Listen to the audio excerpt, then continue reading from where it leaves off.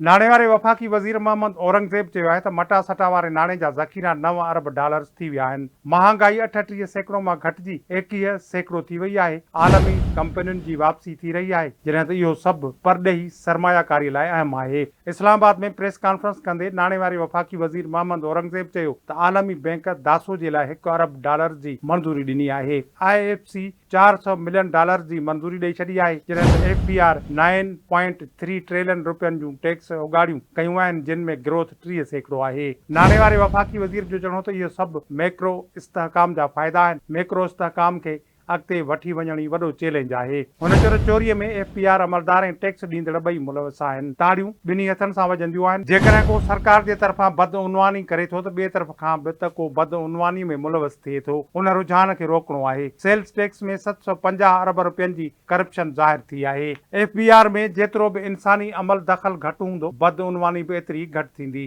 FBR जी corruption ऐं चोरीअ खे बंदि करणो पवंदो। नाणे वारे वफ़ाक़ी वज़ीर मोहम्मद औरंगज़ेब चयो त 2022 ईस्वीअ में मुफ्ताह इस्माइल जे दौर में रिटेलर्स ते टैक्स लॻाइण जी कोशिश कई वई हुई। हिन टैक्स खे उन वक़्तु ई लागू कयो वञे हा त बहितर हो। 42,000 रिटेलर्स रजिस्टर थी चुका आहिनि, जिन ते टैक्स लागू थींदो। हुन चयो त पेंशन बजट जो हिसो न हुई, पर ECC इजलास में फ़ैसिलो कयो वियो त सिविल मुलाज़मनि में नई पेंशन सिस्टम 1 जुलाई 2024 खां लागू थींदो, जॾहिं त हथियारबंद फ़ौज लाइ ईंदड़ साल शुरू थींदो। नाणे वारे वफ़ाक़ी वज़ीर मोहम्मद औरंगज़ेब चयो त नए टैक्सेस सबबि माण्हू दॿाउ महसूस करे रहिया आहिनि। जीअं ई का माली गुंजाइश निकिती त पघारदार तबिके खे रिलीफ ॾिनो वेंदो। पेट्रोलियम डेवलपमेंट लेवी सुभाणे खां न वधाए रहिया आहियूं।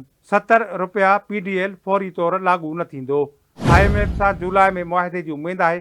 असांजी कोशिश आहे त ईंदड़ प्रोग्राम आख़िरी प्रोग्राम हुजे। मोहम्मद औरंगज़ेब चयो त अमरीकी कांग्रेस में पाकिस्तान जे बारे में पेश कयल करारदाद जो IMF जे प्रोग्राम सां को बि तालुक़ न आहे। IMF अमलदारनि ऐं अमरीकी दौरे दौरान थियल मुलाक़ातूं तसली बख़्श आहिनि।